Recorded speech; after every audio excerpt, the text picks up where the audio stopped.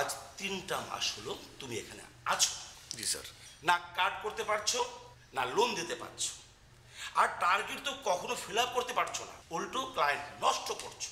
আচ্ছা, একটা ব্যাংক তোমাকে কেন বেতন দিবে, কেন টাকা দিবে? আর কি কাপড় চোপড় পরো না, তাতে মনে হয় না তুমি একজন ব্যাংক অফিসার। তুমি আমাকে বলো তো, তুমি কোন টাইপের হরিদাস পাল? সবই ঠিক আছে স্যার, শেষমেশ আপনি আমার চেহারা সুরত নিয়ে দাড়ি টাড়ি নিয়ে কথা বলেন, ঠিক আছে, অসুবিধা নাই। আর স্যার আমার নাম তো হরিদাস পাল না, আমার নাম হচ্ছে আখতারুজ্জামান হাসান। আবার কথা বলো। এই, তুমি আর সারাদিন কোথায় ছিলে? ক্লায়েন্ট তোমাকে ফোন করতে করতে হয়রান, তুমি ফোন ধরছো না, হোয়াই? কি স্যার বলেন, সে মিথ্যা কথা বলছে স্যার। আমি ফোন করতে করতে হয়রান, তার মোবাইল বন্ধ। আর স্যার আপনি তো জানেন, সে যদি এখন আমাকে অন্য কোনো নাম্বার থেকে ফোন দিয়ে থাকে লাভ নাই, আমি তো আননোন নাম্বার ধরি। আননোন নাম্বার ফোন তুমি ধরো না? আচ্ছা, তুমি কি ছাত্র এখনো আছো?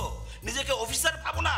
আননোন নাম্বার তোমার ধরতে হবে, আমার ক্লায়েন্ট চলে যাবে, আমার ব্যাংকের 12টা বাজবে। আচ্ছা, তোমার কি চাকরি করার সামান্য তো ইচ্ছা আছে? তুমি প্রগ্রেস দেখছি না, কোনো এগুচ্ছ?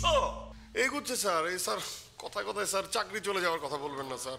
আমি যে কত জায়গায় কত চেষ্টা করতেছি স্যার, সেই চেষ্টা কেউ দেখে না স্যার। একটু ভালোবাসা দিয়ে স্যার দেখেন স্যার, আপনি দেখতে পাবেন স্যার। একটু ভালোবাসেন স্যার। এসব আলগা ডায়লগ বাদ দাও। তোমাকে ইতিপূর্বে অনেকবার বলেছি, এসব আলগা ডায়লগ আমার সামনে বলবে না।